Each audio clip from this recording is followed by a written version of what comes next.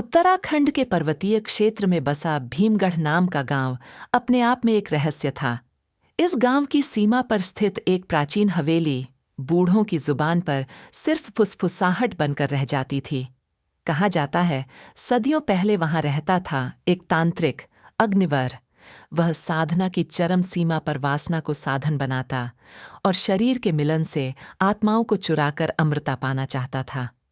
लोगों ने उसे जिंदा जला दिया, पर जलते वक्त वह चिल्लाया, जब स्त्री की नाभि पर पसीना टपके और उसका वक्षस्थल किसी प्रेमी की छाती पर धड़कने लगे, तब मैं लौटूंगा उनके मिलन में समाकर। 1983 की सर्दियों की पूर्णिमा थी। आदित्य, एक खोजी पत्रकार, अपनी साथी रिया के साथ इस रहस्य की तह तक पहुंचने आता है। रिया, उसकी प्रेमिका, सहयोगी और बेहद संवेदनशील स्त्री, जिसके सौंदर्य में ठंडी हवाओं की नमी और प्रेम की गर्मी दोनों समाये थे। हवेली की देह जैसी दीवारें सांस लेती प्रतीत होती थीं। जब रिया अंदर कदम रखती है, हवा उसके पल्लू से खेलती है।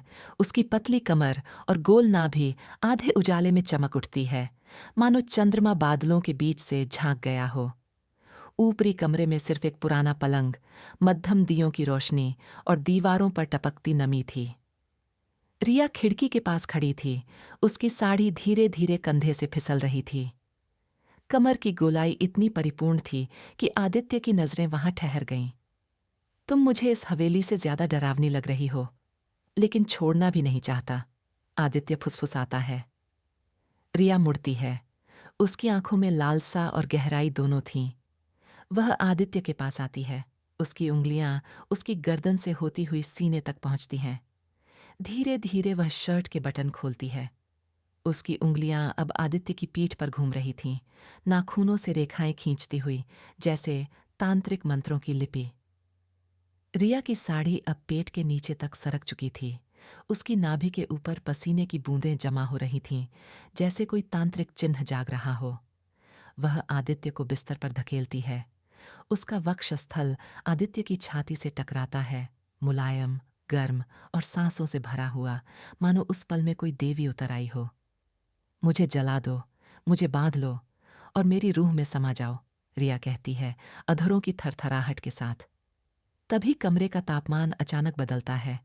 आईने में एक साया उभरता है, झुलसा हुआ चेहरा, जली हुई आंखें और राख उड़ाता शरीर। रिया की आंखें पलटती हैं। उसके वक्षस्थल पर तांत्रिक चिन्ह उभरता है, धधकता हुआ, जीवित। उसकी आवाज बदल जाती है। अब मैं रिया नहीं, मैं हूं अग्निवर का द्वार, और तुम हो अग्निवर का पहला अर्घ्य। उसका शरीर अब वासना का मंदिर बन चुका था, जहां अग्निवर की आत्मा निवास करना चाहती थी। कमरा अब लपटों में है। आदित्य छटपटा रहा है, पर वो बांधा हुआ है। उसकी आत्मा जकड़ी जा चुकी है। रिया अब उसके ऊपर है, आधी देवी, आधी दानवी। उसका शरीर थरथरा रहा है और उसका वक्ष अग्नि की लहरों में झूल रहा है। आग फैलती है, चीखें गूंजती हैं, और आदित्य की आत्मा भस्म हो जाती 4 महीने बाद। दिल्ली के एक डांस स्कूल में नवोदिता, एक प्रशिक्षिका जो हाल ही में भीमगढ़ से लौटी है, रात को आईने में अपने शरीर पर कुछ अजीब से चिन्ह देखती है। उसकी नाभि के पास एक तांत्रिक आकृति उभर रही है और उसके वक्षस्थल पर जलन। वो बिस्तर पर लेटती है और उसकी सांसें तेज हो जाती हैं। अग्निवर लौट चुका है। अब वह शहर की आत्माओं में समाकर वासना की अग्नि जलाएगा।